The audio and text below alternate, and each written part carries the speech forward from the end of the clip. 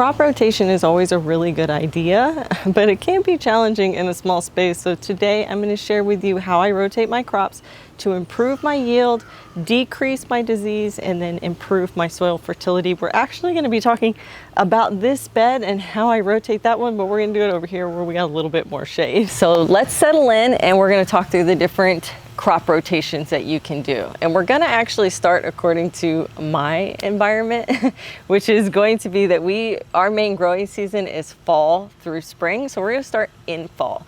Now, if you are doing this season by season because you have a small garden, like 1 or 2 beds, you're going to start with fall. But if you're doing this where you have multiple beds like me, where I have 9, you're going to do it year by year. So we're going to be talking about fall or year 1. I hope that makes sense. So for fall or year 1, you're going to want to start with a soil test. Always do a soil test. I absolutely love doing soil tests. I didn't get into them until very far in my gardening journey. I think I was at year 5 or 6 before I ever did my first soil test. I used to do the at-home tests and they were terrible.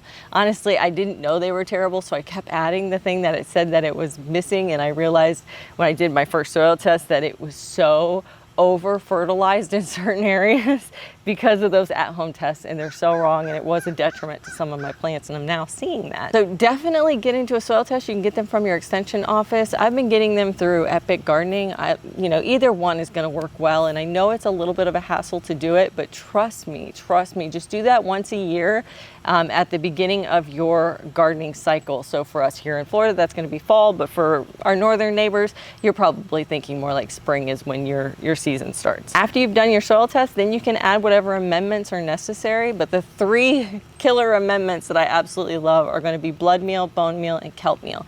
Blood meal helps with nitrogen, bone meal helps with phosphorus, and kelp meal helps with potassium. All of these are the major nutritional elements. There are micronutritional elements that you could also get into, which I'll talk about in just a second, but those 3 are going to get you squared away for the beginning of this cycle of this bed.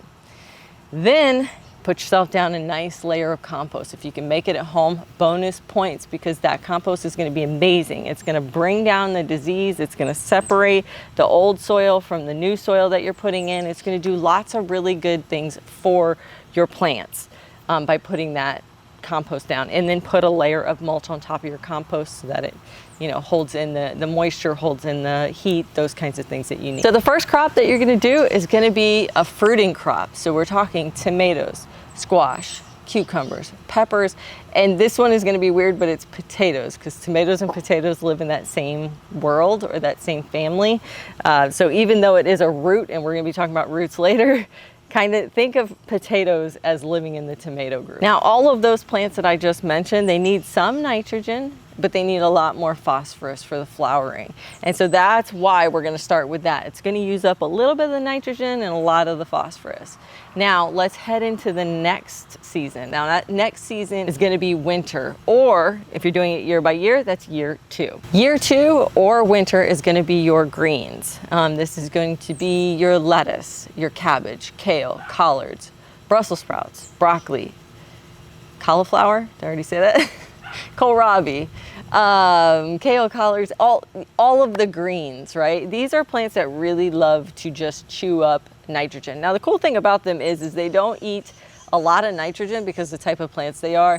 They only almost exclusively eat nitrogen, but they don't eat a lot of it. You know what I mean? Like, they just need a little bit to stay nice and green, and then we eat their leaves or their buds. Like a broccoli, we're eating the bud. If you're growing through the entire season, you can grow lots of different things, because down here in Florida, during late spring to early fall, we can't necessarily grow greens, but you can grow other kinds of greens, tropical greens, Ethiopian kale, Egyptian spinach, those kinds of things. So just kind of get inventive with what you're using that bed for season through season or succession planting. Now we're going to head into the next season, which is spring, or we're at year 3. So this is going to be your roots. So this is onions, garlic, beets, radishes, and of course don't forget carrots. You want to use this bed for just those roots, because the roots are now going to need to use the rest of that nitrogen, the rest of that phosphorus, and that potassium. It's basically going to deplete the bed.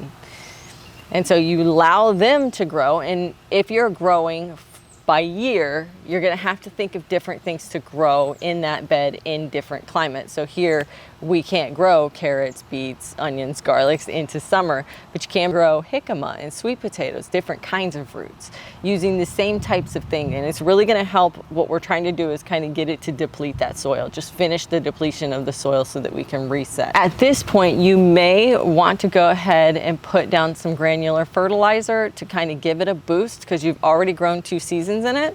Not heavy. You're not being heavy-handed here. You're being very gentle. So you could just put the fertilizer in with the plant, so if you're transplanting, but most of these are direct seed things, or you're going from a clone, like a sweet potato slip, but you could put the fertilizer just in the spot where those are at. I like Espama's product, but Down to Earth is pretty good, and Dr. Earth I like as well. All of those are good organic fertilizers that have a nice balance. Look for things that are tomato and veg, bloom, those kinds, because they're going to have a nice even mix of like nitrogen and phosphorus.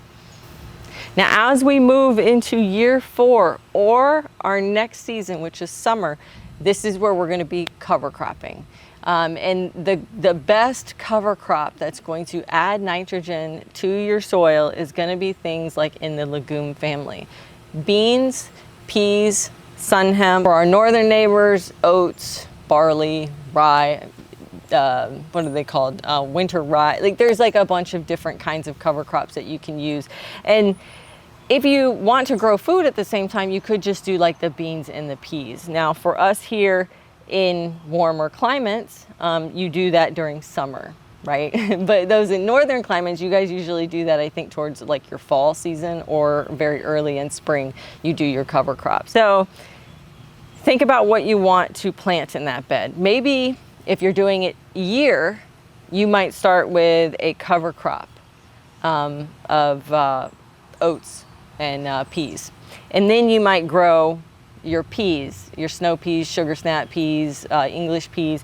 Then you might move into your pole beans, green beans, dry beans. Then you might move into summer and you might get into cow peas, which are black-eyed peas, Puerto Rican black beans, whippoorwill peas. These are all different types of cow peas. And then you move back in and you do another cover crop. Maybe you get into sun hemp. There's like a lot of them that you can do. And you're just basically filling them up, harvesting them, putting it back down. Now, if it's a straight cover crop, you let it grow to about what this sun hemp is, and then you crimp it down or cut it down, lay it in the bed, plant it again. It's an exceptional way to add a lot of fertility naturally back to the soil. This guy right here, this sun hemp, is one of my absolute favorite cover crops to grow because it has the highest nitrogen element.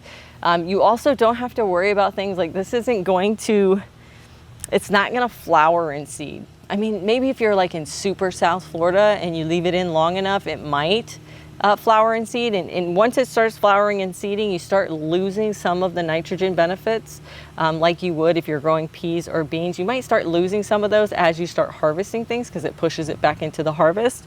But a straight cover crop where you're not actually going to harvest anything from it, you can cut it down when it's young and it does that job of pushing that nitrogen. Well, this sun hemp doesn't really flower or produce seed. It takes a very, very long time. You'd have to have a very long season in a very hot season, which is like a South Florida type thing, for that to happen. But what I just do is a lot of the times, if I have a longer season or I'm growing it in a bed for an entire year, I just kind of cut the top off, let it fall, grow some more, cut the top off, let it fall, grow some more. Or you could completely crimp it down and plant new ones, whichever you'd like. That's going to give this bed a chance to relax, to push some nutrients natural, to take the cover crop that you use, or the beans and the peas, and you take the plant debris that's left over and you lay that right back into the bed, and it creates mulch for the bed. It's a healthy thing. It gives a chance for any of those diseases during those tomatoes or potatoes to kind of go dissipate out of the soil or, die off. If you're doing it season by season, this kind of helps with that, speeding it along. It also helps with like nematodes. If you have really bad root knot nematodes, and putting down sun hemp or marigolds in the bed kind of repels them, and it gives you, a season or two of reprieve, which is perfect because the next season or year, we're starting all over again. So tomatoes. So now you have this situation where you have just cleaned up your disease, you've pushed away the nematodes with these cover crops, you've pushed some good nitrogen, you've put some good mulch down that's really high nutrients, and then you're going to put your compost down, put your fertilizer, do your soil test, all those things, and start all over again with the fruiting crops, the tomatoes, the potatoes, the peppers, the squash, and the cucumbers. You just rotate that. So it's a 4-year rotation, or if you have a single bed, it's a 4-season rotation.